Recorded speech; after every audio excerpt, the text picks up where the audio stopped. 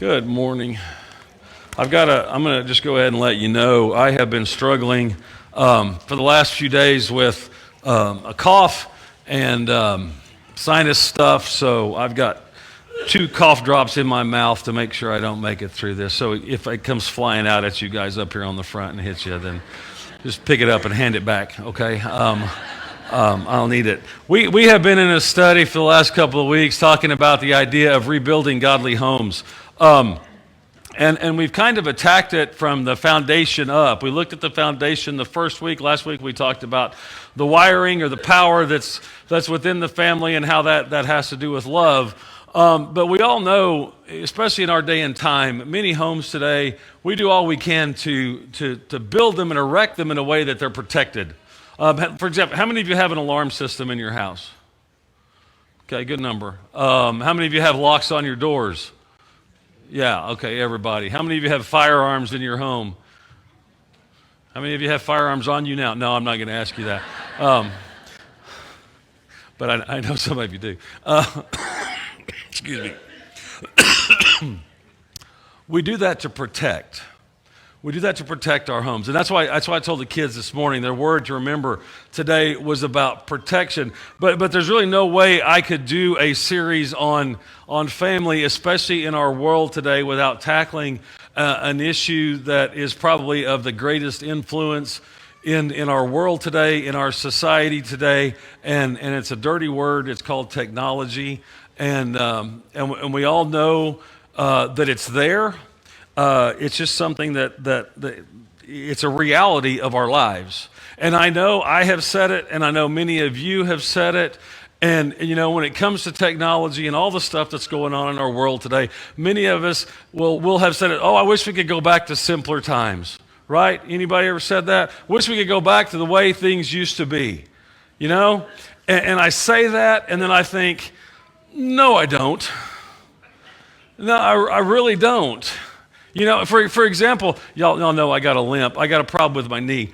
But understand this. I email my doctor. My doctor makes an appointment online for me to go in and get an x-ray. I go in and get an x-ray. 2 days later, I'm reading the x-rays report online. The next day, I have a virtual appointment with my doctor online who then sets me up for physical rehab. All that takes 4 days. The way things used to be, you're talking a month. Right? I mean, it takes a lot of time. Sometimes we get things done so much faster because of technology. And I know all the doctors and nurses in here are going to hate me, but, you know, if you're feeling bad, cough, sinus, where's the first place you go? To the doctor? No, WebMD, right? You start typing in your symptoms, and it tells you, here's what you do. Matter of fact, the other day I'm Googling what is the very best over-the-counter cough medicine you can buy. For a, and you find it, you go get it. I mean, things are better. You go on vacation, you don't know where to stay. Guess what you can do now? You can get online, you can check the reviews for the hotels you're going to stay. You can hear what other people have said about it. So you don't have, years before, you just show up and it was, you didn't know what you're going to get, right? I mean, generally it was the sign outside. If it said Holiday Inn, oh, it's got to be good. It's a Holiday Inn. Maybe, maybe not. You never knew. But now you can actually read reviews from people who have been there. I don't want to go back. Here, I'm going to date myself here. How many of you remember, like I got kids in Oklahoma, I got kids in South Florida. If I want to pick up the phone and call them, right, there used to be a thing, guys. Okay. It was called long distance. Do y'all know what I'm talking about? You'd have no clue. Some of you are like blank stares. See, it used to be that when you called somebody and it was a greater distance away, you had to pay more for the phone call. And then there came this time where you had to get a long distance calling plan. Anybody remember those? Right? And you had the little card and it had the little number on it and you had to make a phone call and then you had to type in your code and then it would beep and then you could say, okay, now I can call long distance. Now guess what you have to do? You can pick up your cell phone and call Singapore, right? Not long distance anymore. I mean, I don't want to go back to the way things used to be. But now with that said, we need to understand technology in and of itself is not bad. How we use technology and how we allow technology to use us can create issues, especially in our families, that I think we just got to talk about. And I hope you understand, I think if it's not talked about here, it can't be talked about anywhere. And sometimes we got to have difficult conversations about the reality of the lives and the world we live in. And that's what we're going to have today, okay? Now, I'll be right up front with you. I'm going to give you a ton of information this morning, okay? And I don't want you to have to worry about, writing all this down and or taking pictures of the screen or doing whatever. Let me just say, I know Darren. Darren's great about, boy, he sees something, he wants a picture. Every slide you see up here is on a printout, and it's out in the foyer. You can grab it on your way out. So all the things I'm going to give you, all the scriptures, is out there in the foyer if you want to do it. So you can, that way you can just listen, okay, to what we're talking about. Let me just say this, okay? Parenting in a world full of tech is a brand new issue, okay? It's brand new. And let me just throw this right now, okay? If you're 60, 65, 70 years old or older, in here, and I know that represents a good number of us, we really, really need to give younger parents a break, okay? Because we have no clue what they're going through. None, okay? And let me explain what I mean. If you're 70 or so or older, you were born like in 1953, somewhere in there or sooner, and most likely your parenting years, the years where you were parenting your kids, were somewhere between 1970 and 1995. All right, probably that 25-year span when your kids were in your home.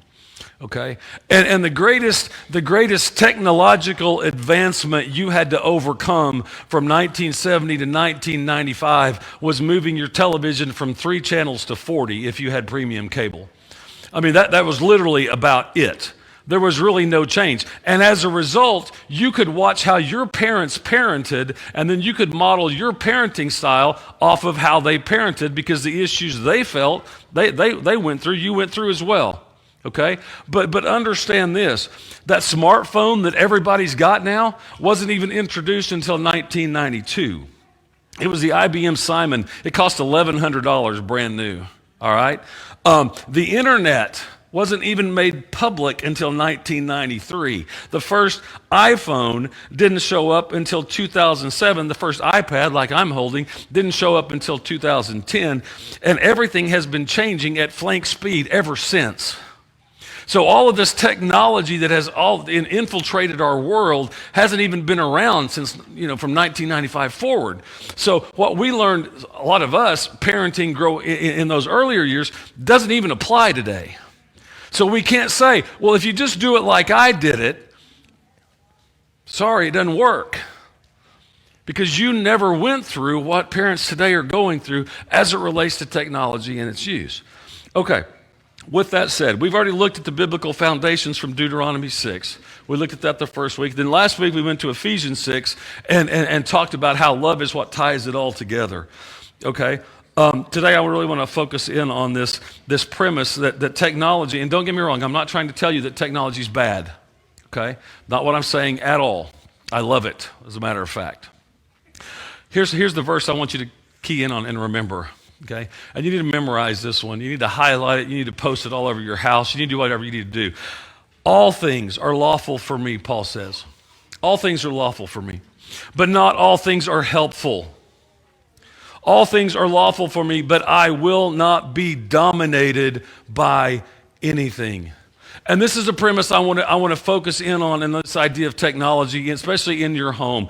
Is it good? Yeah, it can be. Is it helpful? Yeah, it can be. But it might not be in all situations, but primarily we're not going to allow it to dominate us.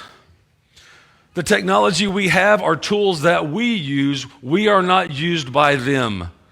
Although those who create this stuff want to control you, and they want you to be used. All right? Parents, you have a wide range of opinions of what types of technology and how much screen time is appropriate for your kids. And don't get me wrong, my goal in this is not to convince you that good Christians don't let their kids have a smartphone or a tablet or keep them off TV till they're 19. That's not my purpose. All right? Kids, I'm not telling your parents not to give you a phone. That's not what I'm saying. Okay? My goal, though, is to encourage you to think carefully about how you want technology to be used in your home and how to use these smartphones, TVs, tablets, whatever, with a purpose, a godly purpose, okay? If you allow technology to occupy part of your family without carefully setting boundaries, these devices can and will consume more of your time, your energy, and your attention than you ever even conceived. And you have to be proactive, especially in your home, about making sure that doesn't happen. Technology companies are spending billions of dollars to become an active part of your home. They want to be in your home. Okay, we all know this, right? Amazon's got Alexa, Google's got Assistant, Apple's got Siri. They all want a place in your home so you can turn around and ask them a question and they'll be there to answer. Okay? Not saying that's wrong, not saying that's evil, not saying that's the mark of the beast or anything like that. All right? But just be aware, okay? The more of this stuff they sell, the more money they make, and that's what they're in business to do. Okay? The internet is not there for, to look after you. But our smartphones, our apps, our social media, our video games are designed to capture as much time as possible. Facebook, Instagram, Twitter, all these apps are carefully and purposefully engineered to be addictive. And if you don't know that, you need to understand that. There's a dopamine response that is triggered when certain elements take place on your phone. Okay, that's just a fact. All right? I'm not saying it's good, bad, evil, or anything. I'm just saying that's the way they designed it. Many of the things in our culture are designed to be addictive. Sugar's designed to be addictive. Coca-Cola, years ago, jumped up the sugar in their Coke. Why? Because they know sugar's addictive, right? I mean, that's just a part of it, okay? Just know that. But because of that, all right, now I pulled a lot of stats here. Whether they're right or wrong, you can argue. The average millennial, that's 27 to 42. How many millennials we got? How many's between 27 and 42 in here? It's okay to admit it. It's not a bad thing, okay? It says that you check your phone somewhere on the average of 157 times a day, okay? I don't know if that's right or not. I'm just going by what the stats say. I would probably say that's about right, okay? Some of you have probably already checked it 5 times since I started preaching, right? Okay. Gen Zers, 11 to 26. How many Gen Zers we got? Come on, it's okay. Really, it's not a bad thing. See, Jack's a Gen Zer. It's okay. Jack's a Gen Zer, right? They say you guys tell us about a little more than 60% of you are on your phone 5 to 6 hours a day. I don't know if it's right or wrong. I'm just saying that's what it says. Okay? 31, but here's what got me. 31% of those same Gen Zers, when removed from the physical proximity of their cell phone for 30 minutes or more, will feel actual physical illness. It will create stress in them and they will feel sick if they're not close proximity to their phone. And see, all the older adults are sitting back there going, yeah, that's right. And you know what? All those folks are not on their phones at all. But research tells us they're sitting in front of the TV for almost 45 hours a week. Okay? So don't I'm going to cover all gamuts here, so don't think just because your technology is on a 42-inch screen on the wall doesn't mean it's any less than the guy that's holding the one here in their face, right? Because I know some of y'all can binge watch like series after series after series of shows. Right? Yeah, I see the looks, Bev. Yeah, I get it. Here's the deal. What we give our attention to is what we value. And in most homes, technology has become king of the mountain. In some instances, that king becomes an idol that we end up serving. Exodus chapter 20 reminds us. I want to read this to you because sometimes we're talking about the 10 Commandments on Sundays, on Wednesday nights. But listen to this. And think of this in terms of your phone, your tablet, your technology in your home, okay? Because, right, we don't have little idols, made of bronze. Riley was talking about the monuments and whatnot. We don't have little idols and stuff in our homes. But think about this. You shall have no other gods before me. You shall not make for yourself a carved image or any likeness of anything that is in heaven above, or that is in the earth beneath, or that is in the water under the earth. You shall not bow down to them and serve them. For I, the Lord your God, am a jealous God, visiting the iniquity of the fathers on the children to the third and fourth generations of those who hate me, but showing steadfast love to those thousands of those who love me and keep my commandments. Okay. My aim is to ensure that in our homes, technology doesn't become an idol we serve.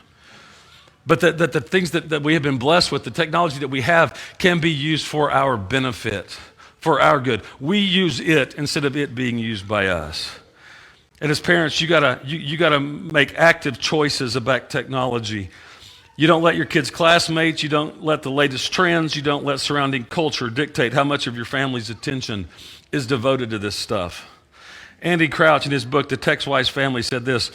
He said, family's about forming persons, and parents, you got to be proactive in the shaping of your children's hearts, minds, and character. Technology can either assist us in our efforts or hinder us depending upon how we utilize it. Actually, it's not just Christian thinkers who think this way. Justin Rosenstein, most of you don't even know that name. Justin Rosenstein made an awful lot of money because he worked for Facebook, and he came up with this. Not that, this. Y'all know what this is? Like. He's the guy that invented the like button for Facebook, right? He works for Facebook, and he created the like button. How many of you have ever liked anything on Facebook?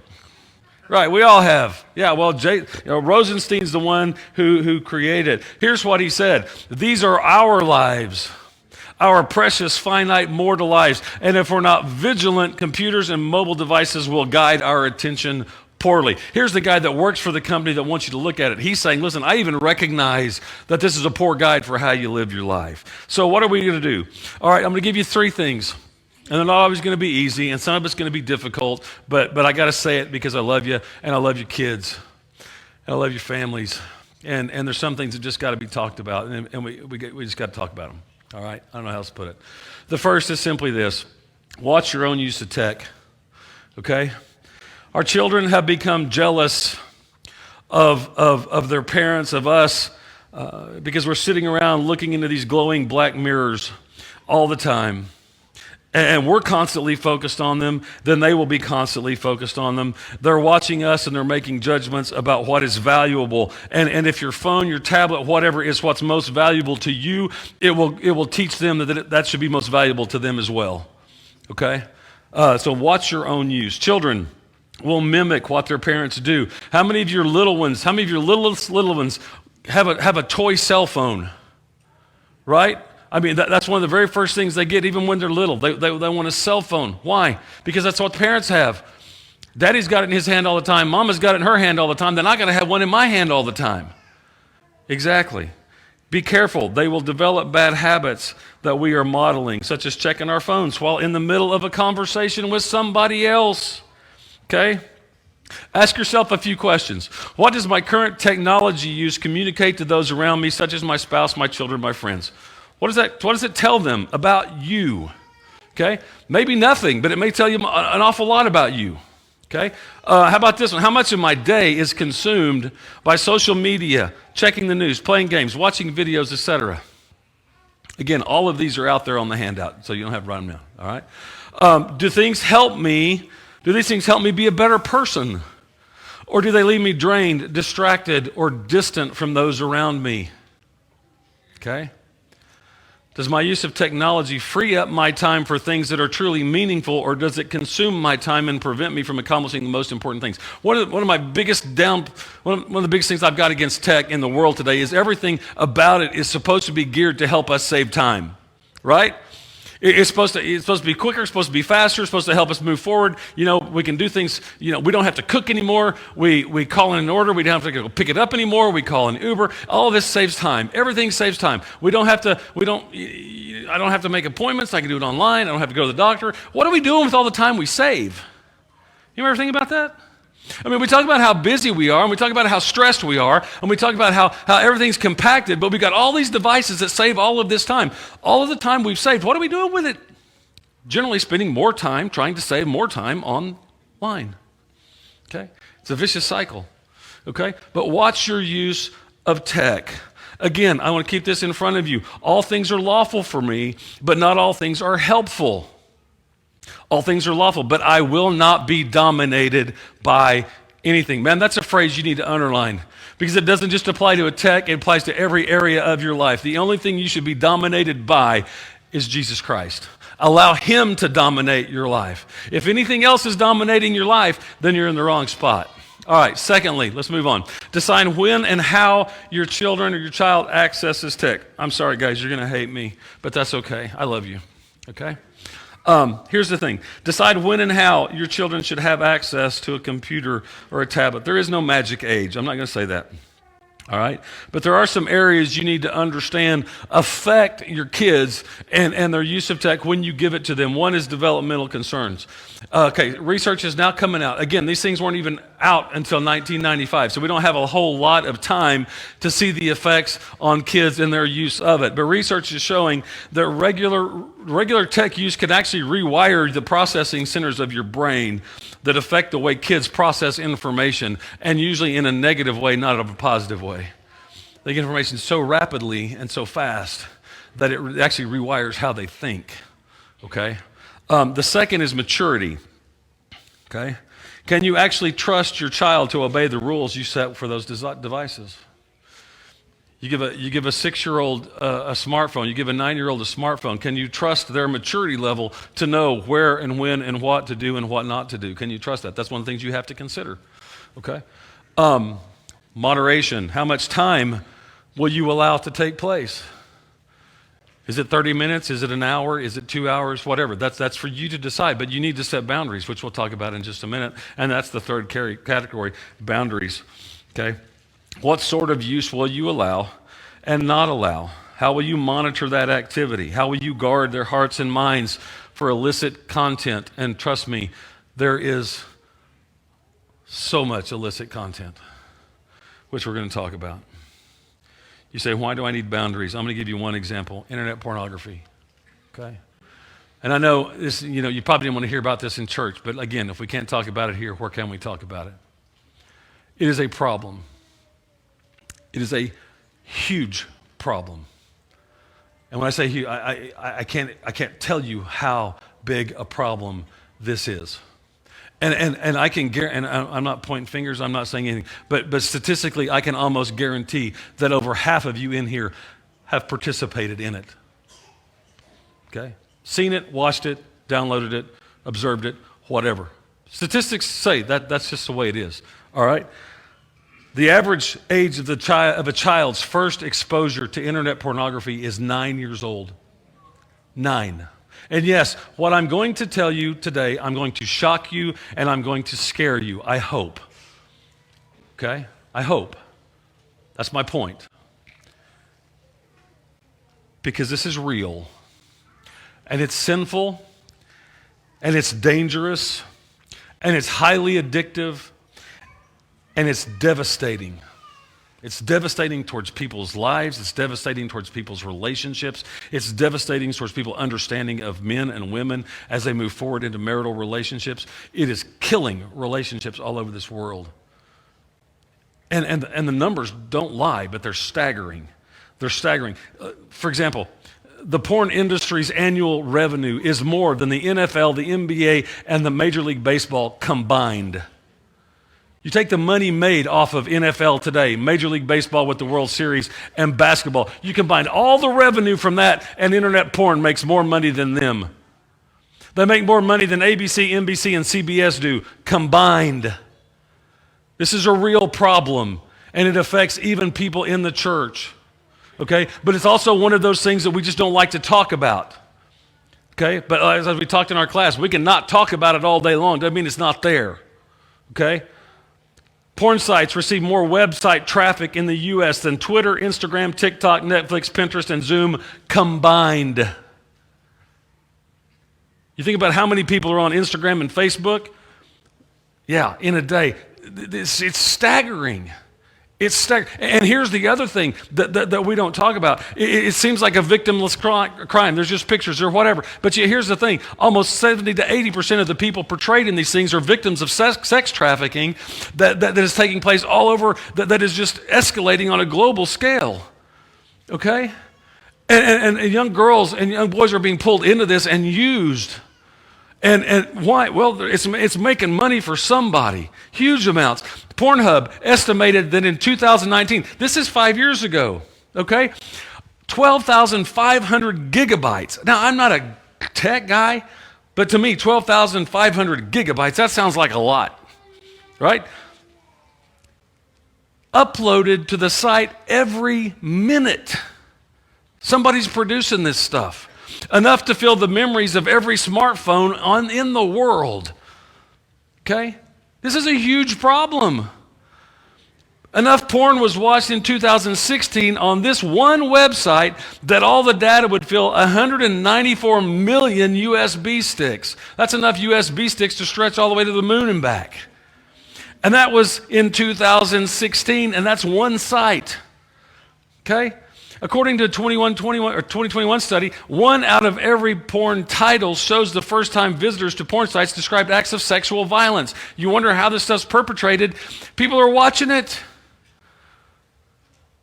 It's everywhere.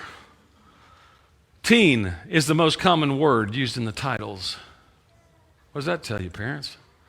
Who are they targeting? Who are they promoting? 2017 alone, 6 years ago, Pornhub got 28.5 billion visits. That's almost 1,000 visits a second. 78.1 million a day. That number jumped to 42 billion in 2019. Billion. In 2016, listen to this, 91 billion videos were watched on Pornhub. In 2018, that number jumped to more than 109 billion. That's over 14 videos watched for every person on the entire planet. Don't tell me this isn't going down to the drugstore and buying a dirty magazine in a paper bag anymore. The only way this many people can access it is because it's completely accessible on here. And it's accessible in 2 or 3 clicks on your smartphone or any device. And any 9-year-old can find it. And don't be deceived. Don't be sitting there thinking, oh, well, my little Johnny would never. Yes, your little Johnny would and does. Or don't be sitting, oh, my husband would never. Yes, he would and he does. Or my wife wouldn't. And let me just tell you this isn't a guy problem. There's just as many female porn watchers as there are male. Okay?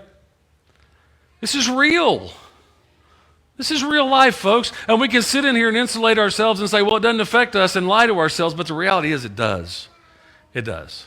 Okay? But my whole point is simply this. If you're going to parent in a world full of all of this, you have got to take proactive steps to guard your kids and yourselves from it. You got to know it's out there. You got to know Satan's coming. More than 5 billion hours of porn were watched in Pornhub in 2019. Listen to this. That's the equivalent of 665 centuries in 1 year on one site. Somebody's doing it. Somebody's doing a lot of it. Boundaries aren't important in your life. Boundaries are essential in your life. And they're essential for your kids. They're essential for your husbands. They're essential for your wives. They're essential for everybody if you want to protect yourself from this stuff. And let me tell you something else, kids, young adults, whoever. Anybody that comes to you and tells you, hey, you know what? Let's watch a little porn. It'll be great for our marriage. That's a lie from Satan himself. Don't believe it. That's a cop-out just to get to watch some porn, all right? I know, you can find on the internet, oh yeah, it's just a marital aid. It helps our relationship. That's a lie. And anybody who tells you anything different is a liar. You need to know that. And you need to guard yourself from it. Because it will destroy your relationship in the long run. It will give you impressions of things that are not possible or are not even expectable in a marital relationship. You got to protect yourself, okay? Sorry, I got a little heated, but I care. I care. If you're not taking steps to supervise or filter the content that you were able to view, you're not only doing your job as a husband or wife, but not as a parent either. okay? Job, described by God as a righteous man. Job, who didn't have the ability to get online. He didn't have the ability to pick up a magazine. He didn't have the ability to watch a video. He didn't have the ability to do anything other than what was around him. Yet Job, even in his day, beyond all this technology, beyond everything else, said this. He said, I have made a covenant with my eyes. How then could I gaze upon a virgin? Even Job, a righteous man, had to set himself boundaries when it came to seeing other people, especially women in that state. Job knew that if he didn't make those boundaries, he would fall. Now we, inundated with all kinds of things all over the place, available to come at us at any time, if we don't have boundaries set, we will be violated. It's like buying a house and building a house and not having a lock on the doors or locks on the windows or no alarm systems or nothing. And basically, it's like putting a sign on the door. Everything's unlocked. Come on in and take what you want. And let me tell you something. Parents, if your kids are sitting there with devices like that and you don't have controls on it, you're basically telling the industry, come on in, everything's unlocked, take what you want. And they will. They will. They will take your kids. They will take your spouse. Okay? Because that's what Satan wants. Okay? Here's some internet filter guys. Check them out. And yeah, you got to pay for them, but you pay for an alarm system on your house. You pay for stuff to lock your doors. You pay to secure your home. Pay to secure your kids from the internet. There's a list. There's a ton of them. All right. And again, they're on the handout that's out there. Check them out. The third thing, I want to hurry. Encourage creativity over consumption. Let's flip this to the positive. Set boundaries for what's bad. But here's the problem all this technology has made. It's turned us all into consumers rather than producers. Okay? We don't make things anymore. We just simply sit and consume. Okay? Today to play football or to play a sport, all you got to do is hit play on your phone, and you can sit there with your thumbs and you can play whatever. There's a big difference between playing catch with your kid in the backyard and watching a football game on TV. Right? Huge difference between the two. There's a difference between going to a movie and actually having a conversation with somebody. Engage one another. Engage the creativity that is in you. Promote creativity in your kids. Have them make things. Have them build things. Have them construct things. Have them help you. I'm afraid you know what? You can go to California now and buy a house. You can buy a brand new build house in California that has no kitchen. No kitchen at all. You know what they're building them with? You get a little college-size refrigerator and a microwave. You know why? Nobody cooks. Why build a kitchen if you don't cook? Huge houses, no kitchens. Why? They don't cook. Some of them don't know how to cook. Teach your kids how to cook. Teach your kids how to sew. Maybe you don't know how to sew. Learn how to sew, right? If you're going to be in my zombie apocalypse compound, you got to know how to sew. Okay, that's one of the conditions. I've already made that clear. You got to know how to sew. You got to bring something to the table. Sewing would be one of those things. Okay, right? So, but you understand? We engage creativity. And let me tell you something. Kids, you're going to hate me. Okay, it is okay for your children to be bored. It is okay.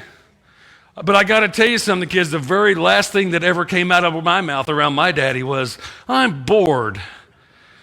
Because very quickly he would find a list of 45 things that would keep me from being bored, none of which I wanted to do. So that never came out of my mouth.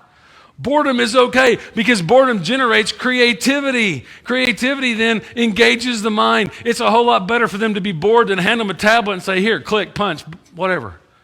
Have them create something. Have them build something. Have them figure it out on their own. Right? God gave us an incredible mind. Incredible mind. It's your home. Ask yourself, is it set up to encourage creativity or consumption? Do you do things? Are the games they have, the toys they have, do they encourage the production of something or the creativity? And there's some, hey, let me tell you, there's some great tech apps out there that encourage this very thing. You can create with tech. Okay, but is it creating or are they merely just passively engaging in it? Okay? Real quick, I know I'm over, but that's okay. Here we go.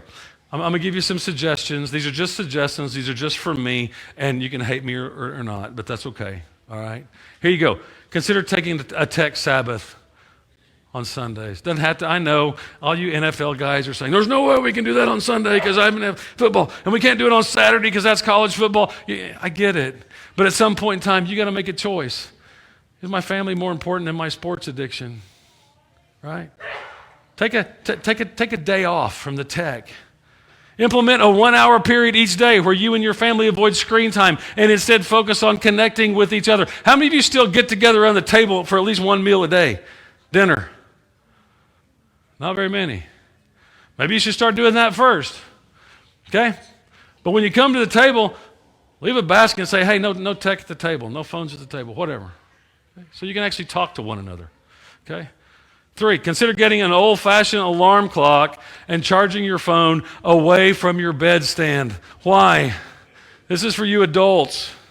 Not so much your kids. This is for you adults. Why? So the very last thing you don't see going to sleep is Facebook, Twitter, Instagram, or whatever. And the very first thing you don't see in the morning is Facebook, Instagram, Twitter, or whatever. And then you're not waking up at 2 o'clock in the morning, scrolling down to see what I need to do or who I need to text or what do I need to do.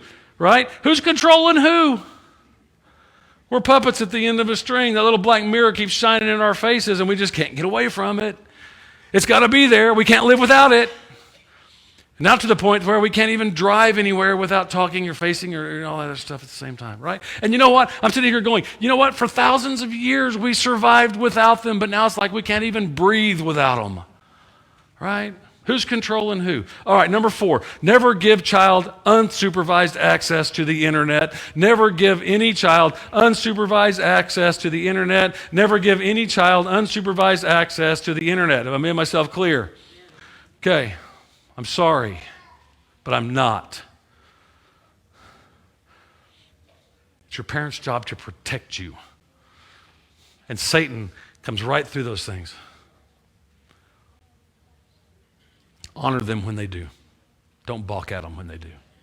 Number 5, evaluate how much time you're currently spending on your phone and commit to not use it at all when you are interacting with another person. Oh, this is a huge, okay? Pet peeve of me, okay? If I walk up to you and we engage, we're having a conversation, okay? Jared and I are having a conversation. Jared gets a text, pulls his phone out, opens it up, da-da-da-da-da. I'm not saying Jared does that. I'm just using that as an example. Okay. What does that just communicate to me? You're not important. This is.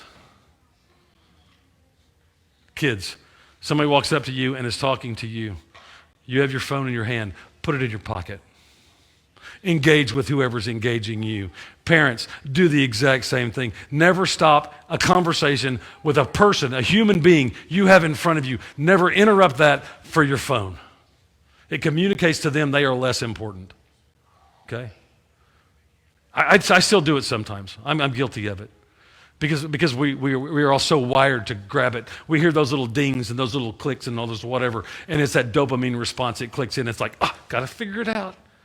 Yeah. Oh, Dunlop's having another sale on golf clubs. Wow, didn't know that. Right? It's crazy. Here we go. Number 6. Look into internet filtering products. I gave you a list. There's out there in the foyer. Protect yourselves. Okay. 7. Set the expectation that you will have full access to every social media platform and messaging application on your child's phone. Every one. Make it an expectation, parents, that whatever is on your kid's phone, you can see. Now, I'm not so naive to believe, and I know that for every Facebook account they have, they can also have an alternate one that you know nothing about. And I know you can have an Instagram account that everybody can see, and then they can have another one that just their friends know about, where they post the real pictures and stuff, okay? At some point in time, kids, parents, you got to make a choice who you go serve. It's going to come down to, am I going to serve God or not? And here's the thing, if you have to hide it from your mom or your dad, if you have to hide it from your husband, if you have to hide it from your wife, I can guarantee you it's not what God wants. And kids, you need to readily hand your phone to your parents at any given time and say, read whatever you want, look at whatever you want, because here's the thing, if you're not doing anything wrong, you got nothing to hide. Parents, adults, husbands, Wives, you should look at your husband's phone anytime you want. You should be able to scroll through anything and everything. Wives, exactly. Husbands, you should look at your wife's phone. Not because you don't trust them, but because you do trust them. Again, if you're not doing anything wrong, you have nothing to hide. They're tools. Use them as such. Use them in a godly way. Number 8. Don't worry about your child getting bored. I already said this one. It's good for your kids to be bored. I love this quote. The less we rely upon screens to occupy and entertain our kids, the more they become capable of occupying and entertaining themselves. Gone are the days when you used to play in the backyard for hours with nothing more than a stick. And that stick became Lancelot's sword, or became a gun that you were fighting the beaches of Normandy with, right? Here's the thing, folks. All things are lawful. Not all things are helpful. All things are lawful, but I will not be dominated by anything. We want to build godly homes. Why? Because it's the best way to do it. We want to serve God. We want to live for God. Why? Because that's what God calls us to. We want our families to be the best they could be. We got to protect them if that's the case. We got to set up boundaries. We got to encourage creativity in our homes. Today, maybe you struggle with this. I know some of you do. Okay, I know some of you do. Statistically, I just know it's a fact. Okay, but no, it's a sin. But it's not like any other sin. You can be forgiven of it. You can work through it. Okay. If you need help with that, man, we as a church can help. Would love to help. Would love to pray with you through that, walk with you through that, because we know how devastating it can be. But let me also say this, that the greatest protection you can give your kids is a relationship with Jesus Christ. Okay? If you're in a relationship with Jesus Christ and you're following God, then as you follow God, your kids will follow you and you'll set the right example. Today, if you're ready to give your life to Christ, to put him on in baptism, whatever you need, we just invite you to let us know. Come as we stand and as we sing. Eric?